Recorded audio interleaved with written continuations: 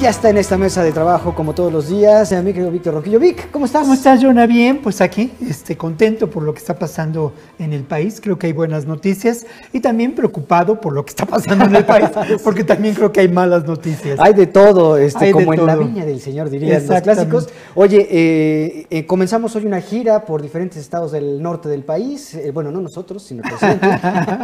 Y hoy arranca en Tepic, Nayarit.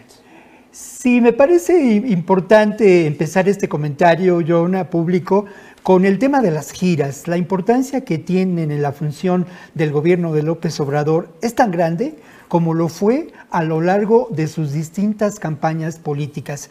Con esto quiero decir que él sienta principios básicos de su gestión de gobierno, establece vínculos importantes y además genera, en el caso de, lo hemos visto, pues acuerdos, concertaciones con distintos gobernadores y además de ello muestra lo que es el avance de la obra pública, ¿no? Entonces, bueno, son determinantes en la gestión de gobierno y la gestión política, ¿no?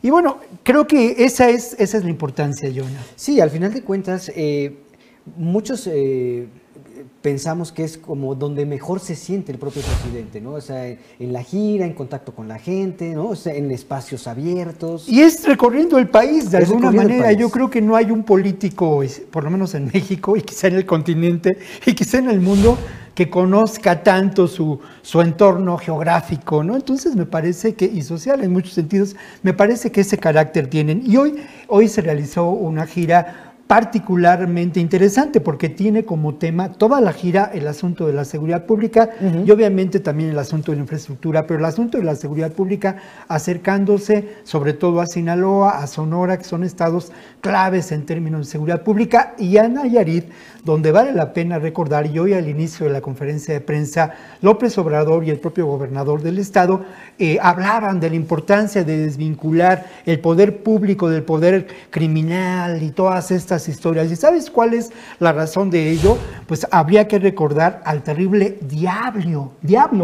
El Diablo de Nayarit no era otro sino que Edgar Vieitia, ex procurador detenido en funciones, acusado de trabajar con el cártel Jalisco Nueva Generación, y en Nayarit todavía tiene asuntos pendientes en términos del despojo generalizado de propiedades a muchas personas. Un personaje terriblemente oscuro. No, y detenido en Estados Unidos y que incluso también ya ha señalado a otros y que incluso apuntan, o sea, sus acusaciones apuntan a exgobernadores. Claro, a mí me parece que sería un buen tema la extradición del Diablo Vieitia.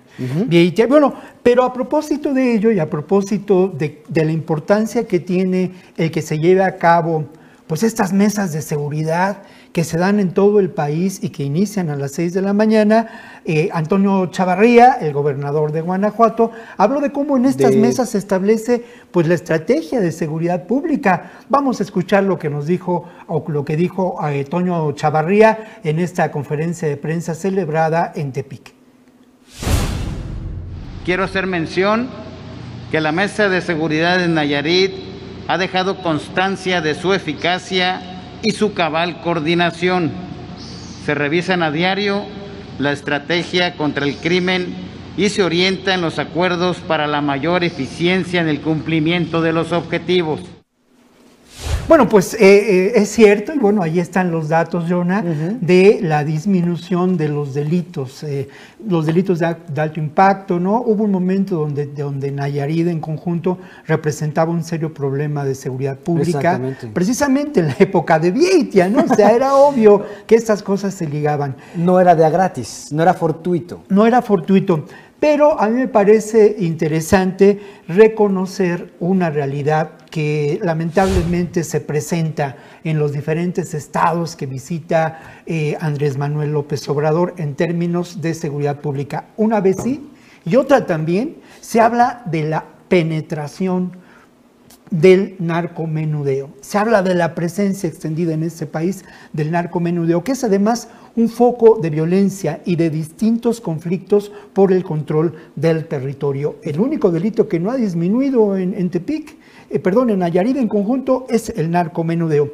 Otro momento muy interesante en esta conferencia de prensa, Jonah, y voy un poquito con la prisa porque quiero quizá ahora sí proponerme agotar todos los temas. Bueno, otro momento muy interesante fue justo cuando ya lo mencionabas con mi amigo Pepe Rebeles y ya le preguntabas sobre esto, bueno, el temor que existe en las más altas autoridades de este país. Y en varios sectores, ¿no? En varios sectores, de que precisamente ante la protección que seguramente estableció el Marro para operar, estos vínculos con el poder económico, con el poder político y con el poder que implica las corporaciones policíacas del estado de Guanajuato, pues bueno, encuentre una salida muy pronta a la situación que enfrenta. Se disminuya su sentencia o pues pueda fugarse, ojo, sí, no quiero ser de mal agüero. No, pero es que, digo, el Chapo ya lo hizo 3 veces. Claro, y precisamente no es muy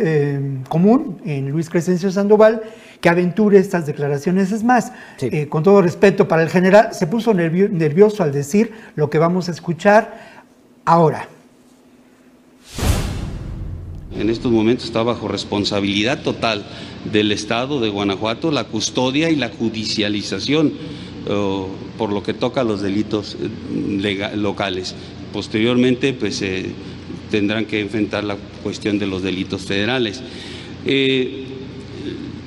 Yo quisiera aprovechar también para mencionar que bueno, las autoridades de procuración de justicia, a los jueces, tanto de nivel estatal como federal, pues que cumplan con la responsabilidad que les toca.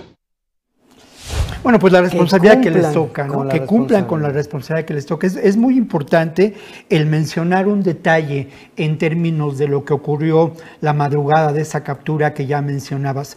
Justamente fue resultado de un trabajo de inteligencia que se estableció de manera ya determinante, me parece que en las últimas 3 semanas, ¿no? Un trabajo de inteligencia militar, mencionó el general Luis Crescencio Sandoval cómo se llevó a cabo, pero hay un momento que es definitivo en este tipo de operativos y que en muchas ocasiones no nos enteramos, pero hace fracasar a los operativos, precisamente en el momento en que las fuerzas que intervendrán en la captura de determinado delincuente o delincuentes, en este caso del Marro, en este caso de manera preponderante las Fuerzas Armadas, el Ejército y la Marina, sin presencia, ojo, sin presencia de personal de la agencia del Ministerio Público de Guanajuato, de policías, en ese momento. Lo que ocurre es que se logra tramitar de manera eficiente las órdenes de cateo de los 4 domicilios. Es ahí es donde se evita y donde muchas veces no se pueden llevar a cabo, porque es precisamente en ese momento donde la mano negra de quienes están cooptados por el crimen organizado en las distintas procuradurías detiene estos eventos. De alguna manera, lo mismo pasó en Sinaloa. De acuerdo. Eso fue lo que pasó en Sinaloa, que ya lo comentaremos mañana, quizá, ¿no? Nos dé tiempo. Sí, porque va a andar por allá. Pero es muy interesante mencionarlo. Y bueno, ya para concluir, a mí me gustaría compartir con ustedes otro elemento central en esta conferencia y que tiene que ver justamente en estos momentos en el que se reflexiona en torno a la captura de este personaje, ¿no? La presencia que tiene en el Bajío, como lo mencionabas tú y Pepe. Bueno, me parece que fue un motivo, digamos, el mejor momento para que López Obrador volviera a insistir en cuál es su estrategia en términos de enfrentar a la delincuencia organizada en este país. Vamos a escuchar lo que dijo López Obrador sobre su estrategia en términos de enfrentar al crimen organizado en México. Antes había como una especie de enajenación, pensando de que solo con el uso de la fuerza se iba a resolver el problema de la inseguridad, de la violencia. Ahora es distinto. Ahora la base es que se garantice el bienestar del pueblo y eso permite llevar a cabo acciones que garanticen la seguridad, pero atendiendo las causas del problema. Bueno, lo primero que habría que señalar es que López Obrador y el gobierno de López Obrador ha tenido la capacidad de cambiar lo que se llama la narrativa. ¿Qué quiere decir la narrativa? La línea argumental que por mucho tiempo siguió el gobierno mexicano durante la época de Calderón, durante la época de Peña Nieto, ¿no? Y aún antes, esta línea argumental que era la guerra contra el narco. Se trata de una guerra y vamos a actuar como si enfrentáramos a un enemigo que tiene el mismo poderío que el Estado mexicano. Ha cambiado esa narrativa y eso es fundamental porque cambiar esa narrativa, esa línea argumental, hace cambiar lo que ahora también se llama paradigmas. Y en ese sentido, se ha hablado mucho, mi querido John, a público, sí, de que López Obrador no tiene una estrategia, de que besos y abrazos en lugar de balazos.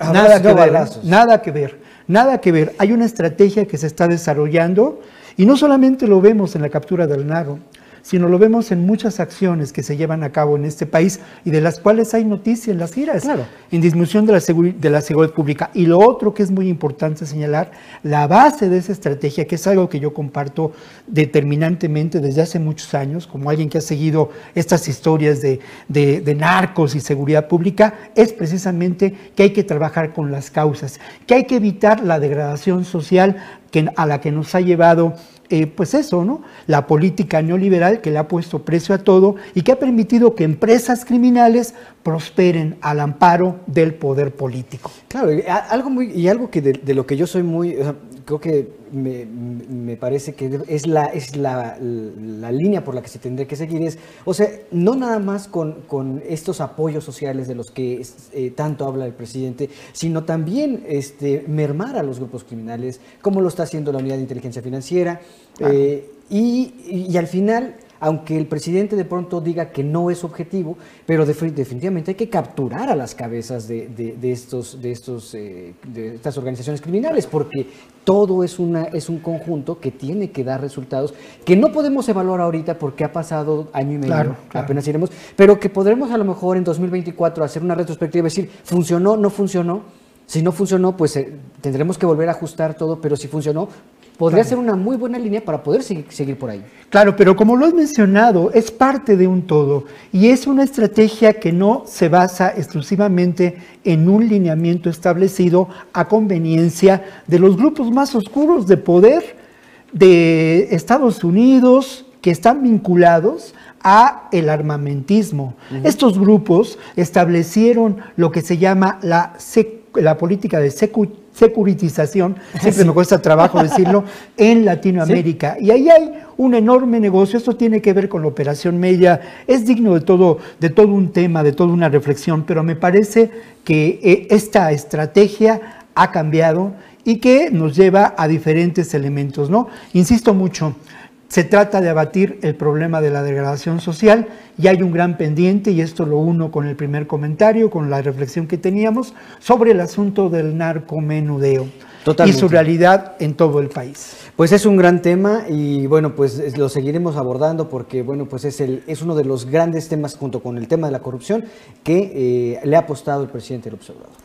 Sí, es un gran tema. Yo creo que tenemos que seguir en esta reflexión y seguramente mañana y pasado mañana volveremos al tema de la seguridad ciudadana. Mañana va a Sinaloa, ¿cierto? Mañana va a Sinaloa, el gran tema de Sinaloa. La mamá del Chapo, porque yo creo que ahí hay un infundio y una mala leche por parte de muchos periodistas.